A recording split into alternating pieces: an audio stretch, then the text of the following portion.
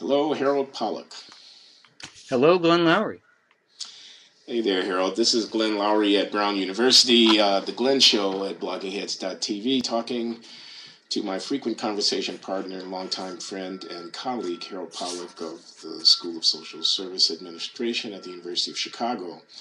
Harold, I need a smart liberal to disabuse me of the idea that the left is becoming intellectually bankrupt on this age-old question of inequality and race in America.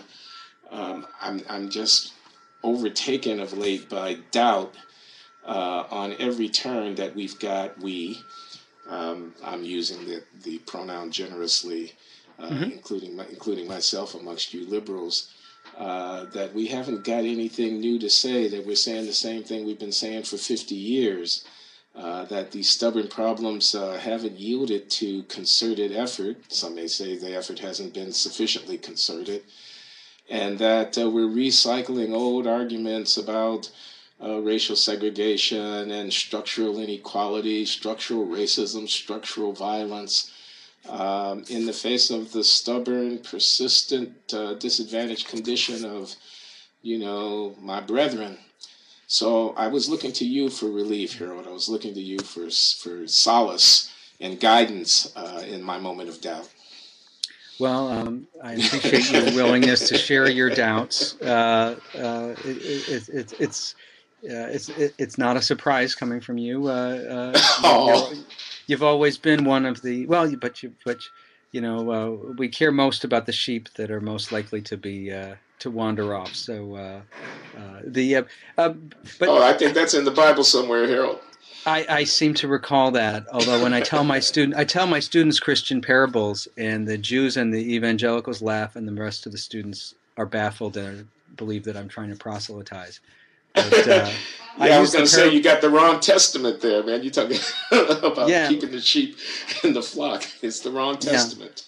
I actually used the parable. I used the parable of the vineyard to talk about how all the workers, that the first workers who show up are the ones with the highest marginal product, but they all get paid the same based on the last worker. And my students look suitably baffled by that.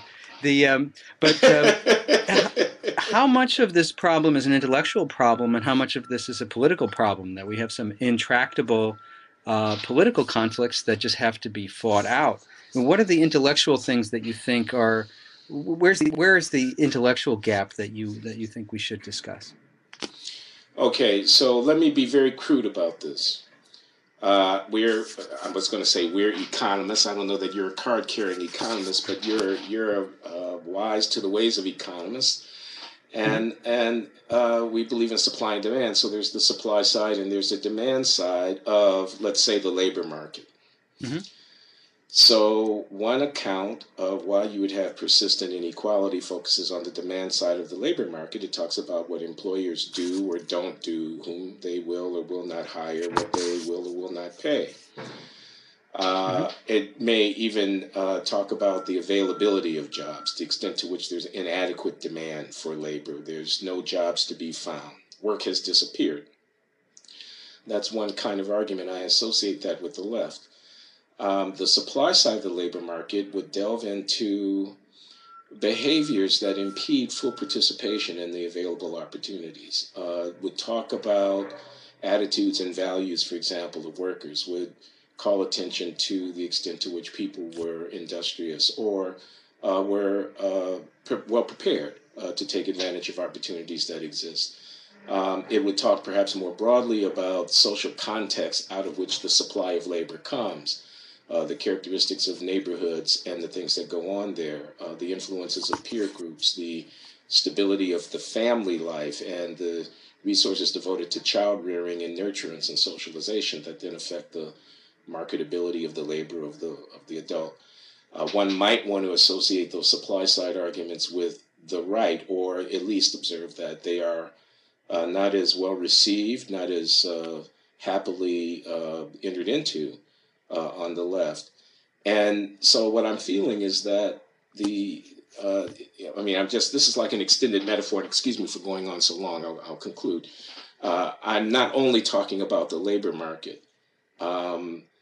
I'm talking about the general reaction to a failure over a substantial period of time for identifiable segments of our population to make progress or to make sufficient progress as reflected in the neighborhoods of Baltimore or that exploded recently and so on.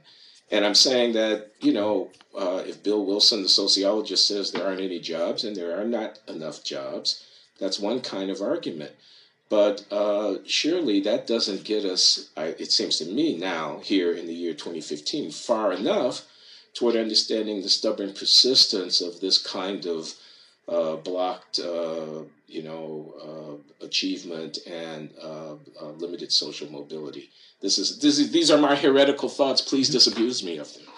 Well, let me offer a couple of responses to that.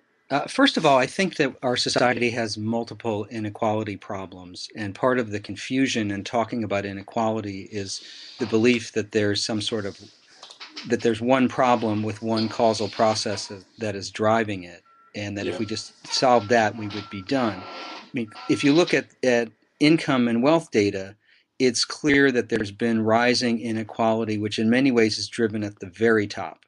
And so, if you look at Yeah. rising income shares of the top 1% and even within the top 1%, Yeah. there's clearly something happening that is favoring the owners of capital and the managers of capital in some profound way. So this is Thomas Piketty's argument, or that would be one version of this concern. Yes, and so clearly, so a lot of arguments about education and social norms and so on are kind of irrelevant to that issue because Sure. it's because it's not clear that the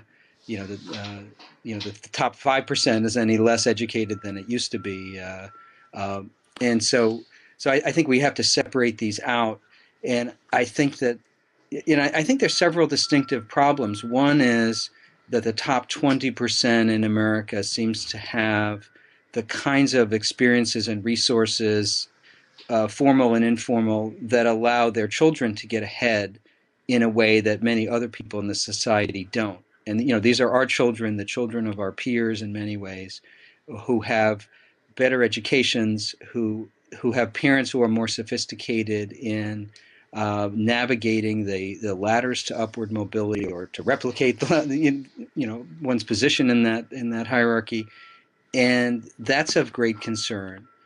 And then there's also issues at the bottom in places like Baltimore City or the tough neighborhoods of Chicago that seem to be very bleak in a profound way. And I think that we probably have to distinguish these issues a bit.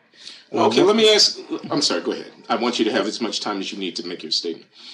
So, I mean, one thing that is striking, I think we have to note when we think about the neighborhoods in Baltimore City or Chicago is their depopulation. And I think that one of the things that's happening in a lot of cities is a real geographic change in where people live. And we often talk about neighborhood as if the people living in the neighborhood are just kind of static, but it's actually not. A neighborhood like Englewood probably has half the population than it did 15, 20 years ago. And How much? What fraction of the population? I'm sorry. It may be half of what it was at its peak. So, Okay. So many of the people who lived in Englewood who experienced upward mobility, simply just don't live there anymore, and we don't see them. They live down, in the south suburbs or wherever they live. So we can continue the conversation, but I just think it's really important to separate out these different issues, and they just have to be talked about distinctly. Well, okay. Let me just push ahead in my apostasy. Mm-hmm. If you open up these depopulating neighborhoods to the inflow of, I don't know, a keen to succeed immigrant population from South Asia or Africa or East Europe for that matter, do you think is there not good reason to think that housing stocks could be restored, that the vitality of commercial districts could be re-enlivened, and that a greater degree of stability and whatnot? I'm not even really talking here about gentrification, about upper class people moving into well-located and now cheap, real estate in the central city and displacing poor populations. I'm talking about the fact that the basic structure of American society, it's one wrong to think, admits of the transformation of these neighborhoods, and that there's plenty of example of that having happened, and that do we not have anything to say about the populations that are left behind, and about the extent to which they may have failed to take advantage of opportunities? Is there structural disadvantage of such a stubborn character that we basically have to absolve them of any personal or communal collective responsibility for what they make of, as I say, the opportunities that are readily to be had in American society? And again, I'm sorry that sounds like a Fox News speech. I know that it does, and I'm trying to get educated here, so I'm exposing myself fully. Well, I guess I would say that we have to acknowledge that that one of the consequences of chronic poverty is in its effect on the morale of people and in their ability to marshal their individual and collective resources most effectively, and it seems to me that that is an aspect of the problem. Although I consider that to be an aspect that is, to a great extent, coming out of people's very real personal experiences. When children growing up see the adults around them really struggling and failing economically, that leaves real damage. And one consequence of that is that young people may not take advantage of opportunities that as effectively as they otherwise would. I look at all of these young people who watch say their moms going off to some crummy job, picking up trash at university or something like that, and not getting ahead. And they're watching their parents sort of playing by the rules and not doing terrifically well. They're watching the way the men in their lives are behaving towards the women in their lives, and those things leave scars. Now, I don't think that they become a permanent barrier, but I think that is an obstacle, and that it is better to be. Nathan Huggins once said, "It's better to be alien than to be alienated." I also think that, by the way, these young people face very real disadvantage and discrimination in profound ways that also are a factor. We just know that young black men in low-income communities face real barriers. That mistreatment at the hands of the police is one aspect, but we know that there are many others. And Okay. So, by the way, in any event, from a policy perspective, I think that the important thing is, what can we do about this? And we do have evidence that when people get access to jobs, that they do better, not only in terms of their own incomes, but also things like reduced criminal activity and in other dimensions that seem to get to some of the cultural issues that you're talking about. Well, again, I'm just going to persist here. Haven't we been saying that for a half century? Isn't that pretty much what the Kerner Commission report 1968 on the roots of civil disorder in American cities during the 60s said? Isn't that what the liberal reaction to Charles Murray losing ground, assault on welfare, easy availability of public support undercuts incentives of people to take initiative to take care of themselves, and that was fiercely rebutted from the left? And isn't that what people arguing against Bill Clinton's welfare reform in the 1990s said? Isn't that what people who think that the disproportion by race of people who are incarcerated in American prisons, and I'm one of them who worries very much about that and think there are way too many people in American prisons, have said so many times in many venues, but isn't that what they said? And therefore, don't we have to contemplate the possibility that line of understanding and, sort of tempering the judgment that one otherwise might bring to malfeasance and other kinds of self-limiting behavior, the understanding that we bring, we have to see the conditions, we have to recognize the scars, we have to whatever, rather than, I don't know, some kind of tough love attitude, which is, look, okay, everybody deserves a chance, I grant you that, but everybody also has to pull their own weight here, and by a long shot, you're not doing that, and here's the A, B, and C, and the 1, 2, and 3 on that, and so on. maybe that's not the right alternative, but some alternative to this liberal line about why everybody in a leaky boat from every corner of the world who can get here to the United States can get their feet on the escalators of opportunity and can manage to move in this society. But in certain enclaves in our cities and elsewhere, millions of people, now multi-generational, mired. They're cheek by jowl. It's the same labor market. It's the same politics. It's the same general macro culture. Anyway, so why doesn't history teach me that the arguments that you've just made are not doing any favors to the people who are on the bottom rung? Well, I guess I think you're lumping a lot together there. But I think one important thing to mention is that things have gotten better. And I think it's important for people to recognize that. I mean, for instance, the drop in interpersonal violence over the past 20 years is kind of amazing. And it may be the most important development in American social policy over that time. And, there's so many fewer black and brown young men who are getting murdered. And you're saying that from Chicago, where I understand the murder rate is through the roof. Absolutely, but it's half of what it was in the early 1990s. And I think it's really important that we maintain a sense of efficacy and understand that there's some really serious chronic problems going on, but I think that we can be a little bit too bleak, which becomes a recipe for passivity.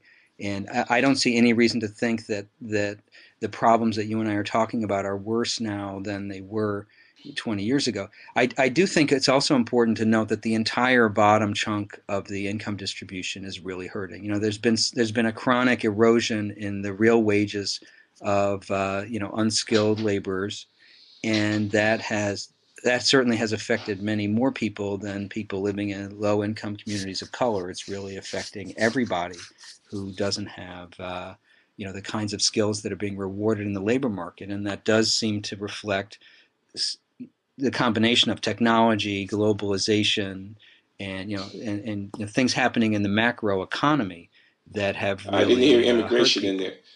No, immigration, and I would say immigration is a factor, and that is either you're going to compete with goods manufactured in Mexico, or you're going to compete with individuals who are going to come here to manufacture goods here. But let me, because I really want to sharpen the question here. Let me get concrete, okay? Because I think the left is intellectually in deep trouble here. I'm still thinking that you haven't disabused me yet of that notion. Okay, so concrete, the schools. Mm-hmm. All right. I'm not saying there's any panacea or there's any easy fix. I'm just saying first order, major institutional failure, most adversely affecting the least advantaged people in the society. Okay. There's no question that is. And what I'm saying is that the labor interest of a class of people. I mean, I'm not just blaming the teachers. This is our problem, all of our problem. And I'm prepared to, quote, throw money at it to the extent that somebody can tell me sensibly what direction to throw it in.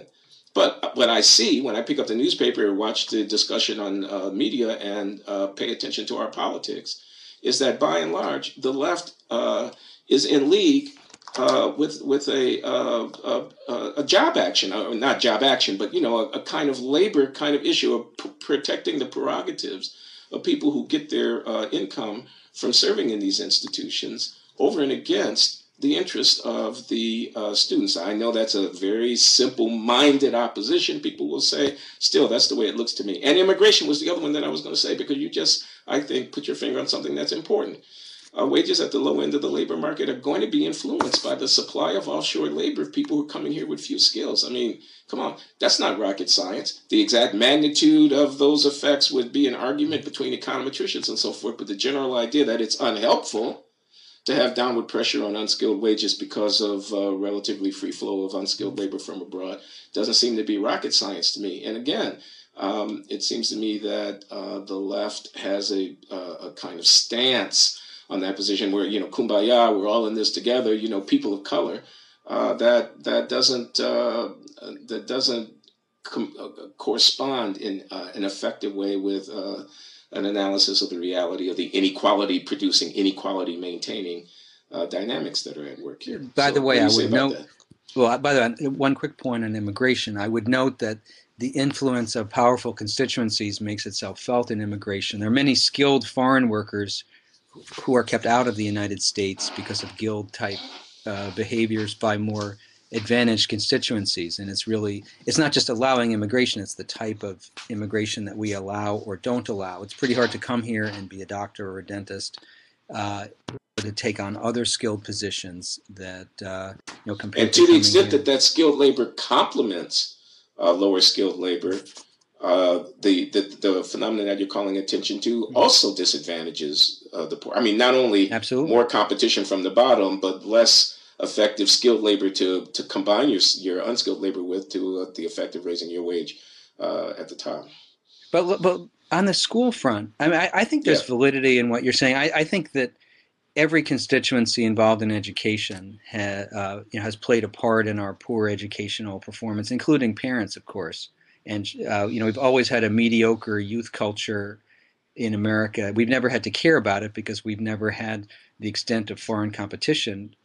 We haven't had millions and millions of highly educated kids growing up in Shanghai who can actually compete with us in the way that we do now. But I think our schools have always been pretty mediocre, and they're probably better than they were in the past, but they're not getting better fast enough. And there's no question that one of the things that I've found in my work in Chicago and other places is whatever your ideological prior is, if you walk into a school, you will have incredibly powerful experiences that confirm it. So, if you believe that if you believe teachers unions are the problem, it's really easy to see that. We had a really short school day in Chicago, and that really had to be addressed. Yeah. And that's one aspect of it. On the other hand, you look at who is supervising the teachers and the kinds of decisions that the kinds of conditions that the teachers work under. And wow, we're asking a lot of teachers, given what we've given them to work with. One thing that strikes me, I know you and I both admire our mutual friend Bob Putnam, is Yeah. one of the ways that education quality really differs across the income spectrum and across various kinds of socioeconomic groups in America is the sophistication of parents in being able to navigate their local school environment. And I think there's no question that upper middle class parents are much, much better. First of all, we are much better at being the squeaky wheel that schools have to listen to.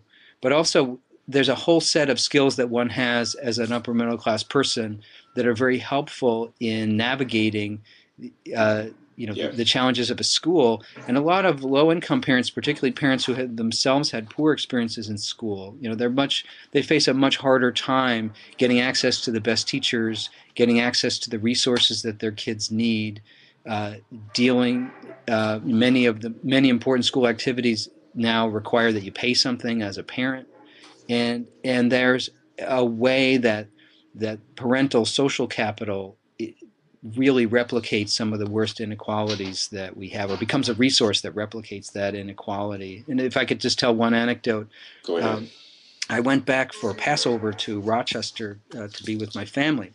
And while I was there, I went and I got a haircut. And I was talking to this young woman who was cutting my hair, and she wasn't that young. She was probably in her late 30s, and she was describing how the haircutting place was on the boundary between where I went to school and a much more mediocre school district next to it. And she's talking about how she had gone to that mediocre school, and she went into her guidance counselor one day, and she told her guidance counselor that she was afraid she really wasn't very good at anything, but she wanted to be an interior designer or maybe a counselor. And the guidance counselor basically said there are no jobs in these areas, and if there were jobs, you wouldn't be getting those jobs. And so she left, and now she cuts hair. And I say, what do you do in your spare time? And she says, oh, I counsel teen mothers at my church. And I'm thinking, She could have been a social worker or something. Yeah. And then she said, and she described her own kids are growing up in the same school, and she said, oh, I hear that the schools were in Brighton where I was going, that they're better. Maybe I should have sent my kids there. And I'm thinking, the difference in school quality couldn't have been greater. And I remember when my parents were divorced, and a guidance counselor once called me into his office, and he said, I heard your parents are divorced. I'm sorry to hear that. If you have any issues, you can always come and talk to me. You're a great kid, etc. And that's what we all kind of expected. That's what guidance counselors do. They come and talk to you when something's the matter, and they make sure that everything's kind of going okay. And I'm thinking, Okay. and you multiply those little incidents by 4 million kids, and they matter. Sure. The face of inequality, the many faces of inequality, social and cultural capital, the ability to make the common public system work to your benefit, or the lack of that ability. I'm recalling having moved to Brookline, Massachusetts with my late wife, Linda, and our two sons, Glenn and Nehemiah, and they would have been like first grade and third grade. We were new to the public schools in Brookline and also new to the community at a dinner party discussing, with parents and kids. And the issue was which third grade teacher. So if I recall correctly, there were three of them. One was really great, according to the common consensus. One was really awful, according to the common consensus. And the other was if you had to hold your nose and live with her. And this consumed a dinner party, a conversation around the table about which third grade teacher. And then what techniques to get. Okay, so people are going up, they're talking to the principal, they're trying to get their kid reassigned, they're strategizing about how to get the right third grade teacher in the Brookline public school system, which is a renowned, excellent public school system in an upper middle class, it's a economically mixed, but a substantial upper middle class and well-educated population in Brookline. And people were devoting this much energy, to this thing. So I just wanted to confirm, the observation that, verbal skills, a knowledge about how the bureaucracy works, a kind of keen attentiveness to the extent to which your kid is or is not favored by this or that decision or aspect of the system can work to your benefit. If my kid had come home with a counselor who had said something like that to him, there would have been a federal case, right? I would have been all over the principal about what kind of school are you running here and what ideas are you putting in the heads of these kids to stunt their sense of their own possibilities and so on. But not everybody would have been as effective or as attentive to that. But I want to ask you a question. Okay. Suppose we know we've got parents, and this has been much remarked on, who obsess about their kids, who devote maybe too much time, energy, and money to the cultivation of their kids' opportunities, who are worried about them getting to the right preschool, so they can get to the right prep school, so they can get to the right Ivy college, so they can get the right internships, so blah, blah, blah, blah. Taking them to skating lessons and violin lessons and, brain teasers to increase their analytic capabilities when they're 4, 5, and 6 years old, or whatever they're doing. Okay, all these kinds of coaching and this kind of investment. Now, every parent is not going to do it. Some because they don't have the time and resources. They're too stressed. They got too much else going on. They just barely got their heads above water. And some because maybe, I don't know, the cultural orientation within their particular social niche doesn't sufficiently or to that extent prize uber parenthood, because the conversation amongst their peers is not about, my kid got into Dartmouth or my kid, whatever. And so they don't place as much premium on that kind of activity. I'm not going to say they don't care about their kids, but they have a different approach to parenting, which is less intense and less focused on promoting the achievement, quote unquote, of their children. What do we do? First of all, how much inequality is a derivative of that kind of variation across households in the willingness to sacrifice on behalf of their children?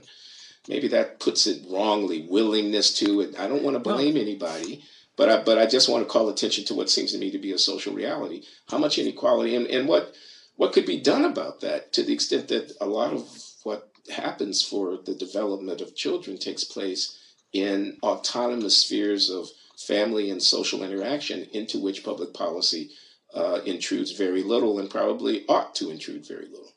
Well, I think there's a couple things that need to be said. One is that if I had the magic solution to that, I wouldn't be wasting my time talking to you. There, I'd be. Oh.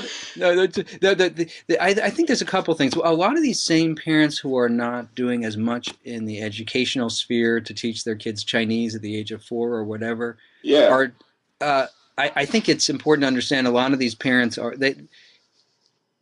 If it's because mom is working 60 hours a week in a low wage job or whatever, there are other ways that the parents are showing up and doing it for their kids that may not be as effective in terms of their educational process. But a lot of these struggling low income parents who can't really help their kids and in these domains as effectively as we'd like are doing a lot of other things that would be hard for you and I to do.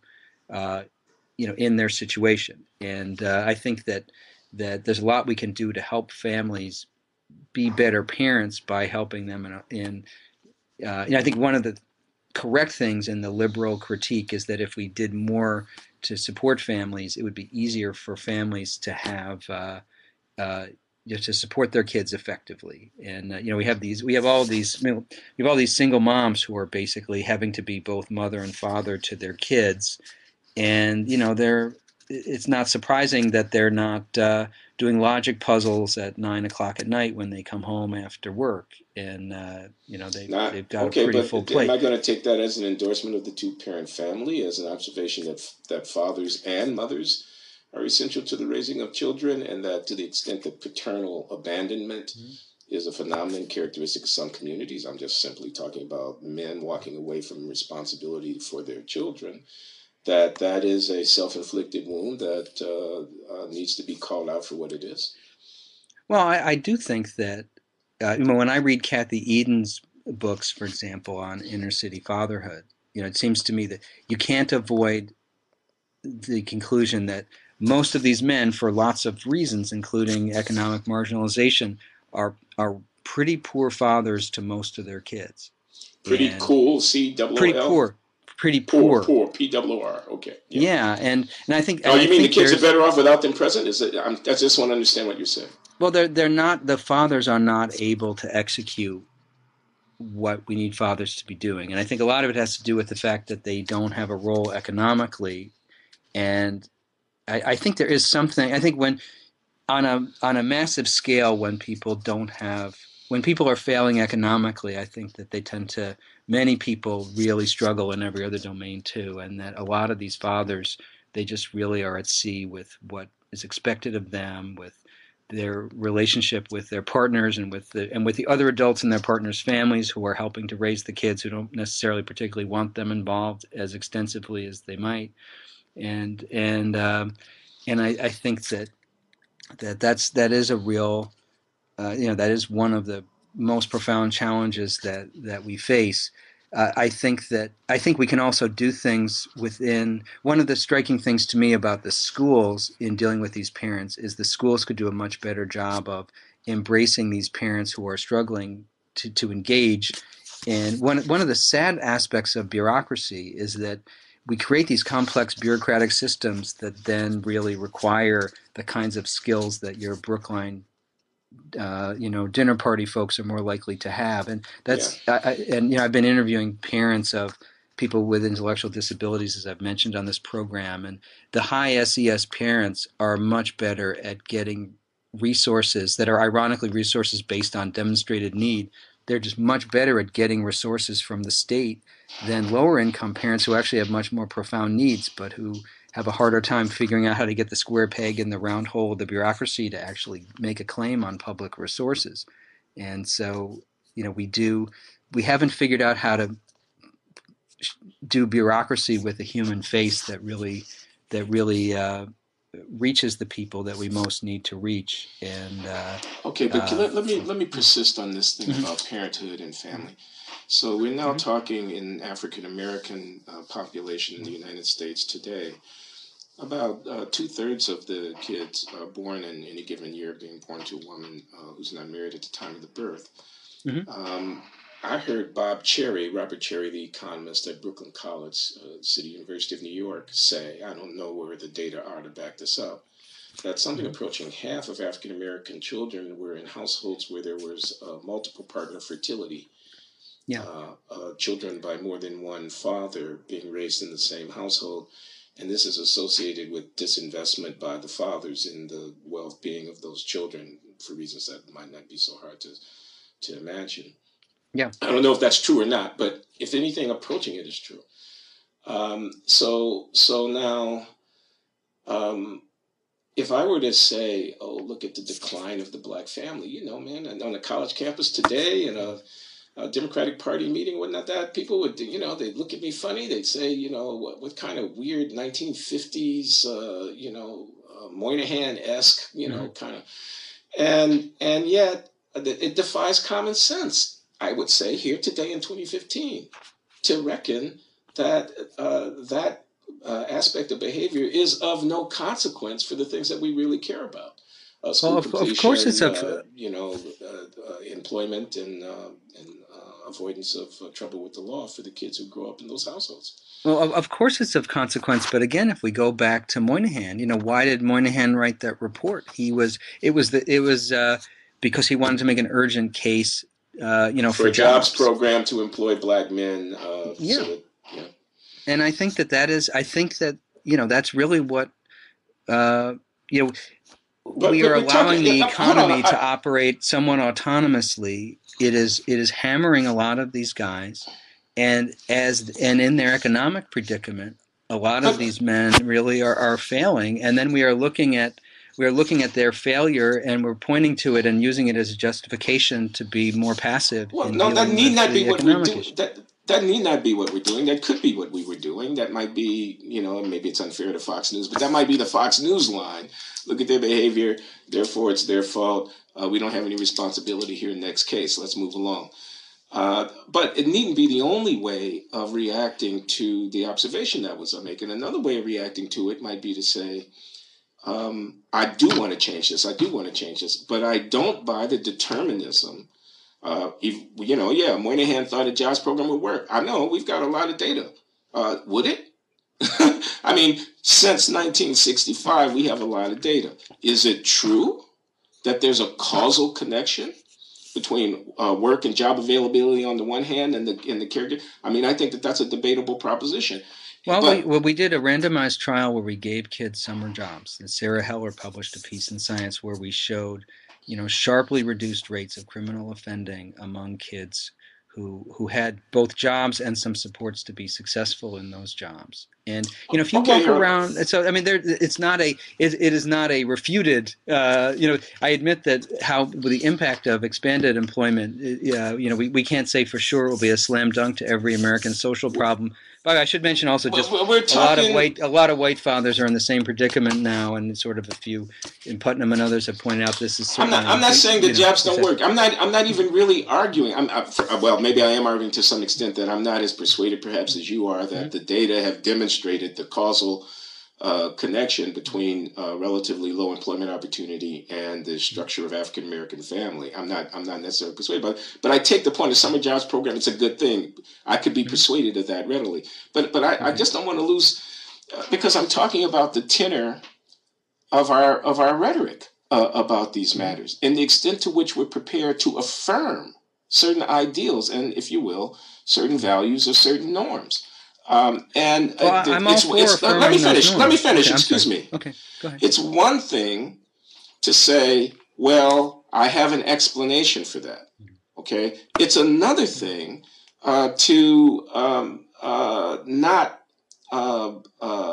be willing to articulate the significance of the behaviors, and it feels to me like people are being stripped of a little bit of their agency and a little bit of their humanity if we quote understand. I mean, if we're so ready with the understanding of behaviors that we know are bad for their children and that we know are under people's discretion. Okay, thank you for letting me finish. Well, I mean, it seems to me that that nothing that you've just said, would be disputed, for example, by Barack Obama. And if we I mean, all of the work that we do, if you look at, say, our Becoming a Man program that I was involved in, if you look at, the president's Father's Day sermon on down, I absolutely think it's important to explain to young people and, to reinforce these positive norms of parenting, of helping, and particularly helping young men, to really to live better and to live within the constraints that they are faced, to honor their obligations to other people, including the mothers of their children. I think that I don't see that as inconsistent with anything about a progressive economic policy message that we need to be pursuing in parallel. It's not inconsistent, but it hasn't gotten nearly the energy or intention and effort, it would appear to me. I mean, Bill Cosby, he has his most recent troubles with accusations of sexual impropriety and so forth. But Bill Cosby, before he did that, was both famous and notorious for going around the country preaching to black audiences from his prominent perch as an entertainer and a globally recognized figure that, we African Americans needed to do a much better job raising our children than what we were doing. And there was really no excuse for it 50 years after the Brown versus Board educated, whatever. Mm-hmm. And he's vilified at every turn. All of the Tony intellectuals who write for the magazines and whatnot, when you would call to their attention this thing, I mean, some of them are now in a snarky kind of way saying, yeah, Bill Cosby telling black people to act right when he was at whatever, as if that was a refutation of his argument that in the 21st century, if we're still trying to get kids to pull their pants up, et cetera, et cetera. This is Bill Cosby. I'm not necessarily endorsing his argument, but I'm calling attention to the intellectual disodor or disfavor with which such observations by a prominent African American are received left of center. Well, there always has been. I mean, it seems to me that whether you watch a Reverend Wright sermon or, for that matter, an Al Sharpton sermon, the idea that, hey, you need to walk the straight and narrow and pull your pants up, that is, on any given Sunday in, 900 churches in Chicago or wherever, you're going to hear those messages hammered into me. When I talk to young men who are wearing the baggy pants, whatever, they've certainly all heard those messages a million times. And they actually have a lot of those same young men. It's one of the more poignant things is they know this, because partly they know this because they've seen in their own families. If it wasn't their fathers, it was certainly other men close to them. They have seen the human consequences of people, who don't do a great job as parents or who can't do a great job, whatever. It's not as if we have to sermonize to people. We have to help them actually execute that. And give them a realistic roadmap that works for them. It's a little bit like telling, we don't tell the kids in these interventions don't fight, because in the world that they live in, that's not what they need to hear. They hear those messages a lot too, but they need to know, how do I get home? Well, I would say rather than don't sermonize, just be smart about sermonizing. I wouldn't abdicate the responsibility to provide moral leadership to point which way is up, but I would recognize that certain kinds of speech might not be effective in certain kinds of social locations, and one wants to be effective. Still, one wants to preach, I would say. But it just seems to me that against relativism. I'm against relativism here. So for example, excuse me for interrupting, the politics of respectability, where certain intellectuals will say the idea that African Americans ought to be concerned about respectability, ought to be concerned about managing the public reputation of the group, about encouraging behaviors that foster a good and not a bad reputation of the group, that very conception is deeply flawed, is, somehow unmanly or cowardly or whatever, a capitulation to something. When all I'm saying is, if one wants to say something like that, all I'm saying is I have a responsibility to say what's decent, what's righteous, and whatnot. Those are not empty categories, etc. Okay, I apologize for interrupting. It's amazing how much of this is so contextual, because it depends on and this gets back to your work on political correctness and what's the subtext of the conversation. If I'm sitting in a room and I'm talking with a bunch of black young men, I'm saying, like, this is what you have to do to navigate successfully American society. and and and and let's talk about how you can do that effectively. If I'm sitting in a room where people are saying, "Why are all these young black men fucking up?" and I say the same sentences, it just has a totally different meaning. People are presenting as a justification for racial discrimination the failures of young black men to do whatever. It's such a totally different conversation where it is sort of the Fox News conversation, and you really have I got to tell you something. Excuse me. Go ahead. Before you finish, go I didn't ahead. mean to interrupt. Because we're running out of time on my end. I'm gonna have to leave, but I got to tell you this one thing before we close, and I think you'll be excited about this. So Roland Fryer, the economist at Harvard. Yes.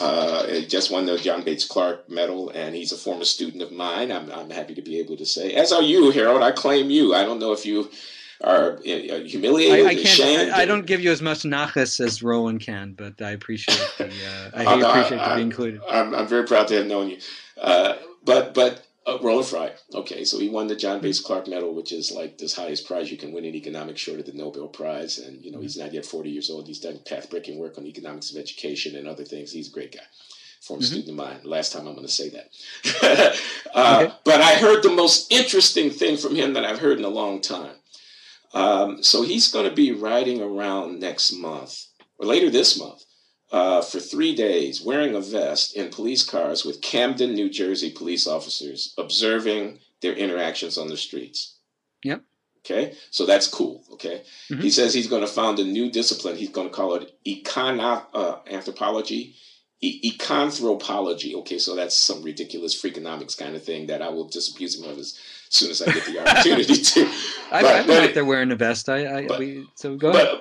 But I get the idea. And so what he wants to do is win the confidence of the police officers and be able to get data about the micro social interactions. I'm not sure how it's going to be coded, how it's going to be classified, but he has this idea that he can somehow quantify. And I've always thought that there was this huge yawning gap between the ethnographers and the econometricians. The people who use statistics to study quantitative models of social behavior in the low-income communities versus the people who use qualitative methods of observing and whatnot. And Roland's trying to bridge that gap, which is terrific. But I still haven't told you the idea. So this is the idea. The idea is, he says, wouldn't there be much less police abuse of black men if black men were more solicitous of the police interest? If they threw their hands up and surrendered and didn't resist or whatever. I'm not blaming anybody. Please don't get that mad at me, people. This is just a theoretical observation. Doesn't, to some degree, the character of the interaction between the police and the young man depend upon the behavior of both? And aren't there modes of behavior that the young man might adopt, the ones that you and I, by the way, would adopt almost reflexively? If the police officer stops us for a speeding ticket, we would put on our best manners and our least surly faces and our best vocabulary, and we would just try to be good citizens and whatnot in the interest of facilitating a smooth interaction with the police officer. Maybe even let us go if we were nice enough, kind of thing like that. So he's saying, why don't they? So here's his answer. His answer is, well, maybe the reason that they don't is because they know their peers are looking over their shoulder. And in the world of the peers, that kind of solicitous behavior to authority would be discrediting.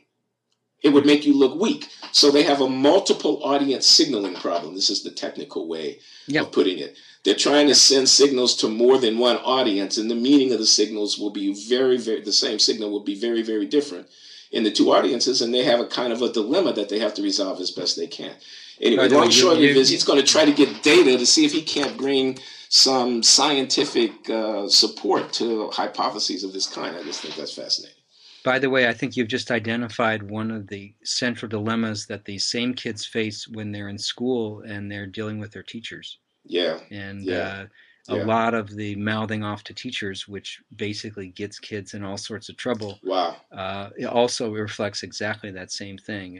My teacher got in my face because I showed up late for class, and all my friends are watching me. And the counselors in interventions like BAM spend a lot of time with kids saying, how do you slow yourself down and get yourself through that situation? And Harold, I apologize. I apologize very much for cutting you off, man, but I got to go. Okay. Hey, it was great talking to you, Glenn, and I'm going to hit stop, and always a pleasure. My pleasure. Take care. Bye-bye. Bye-bye.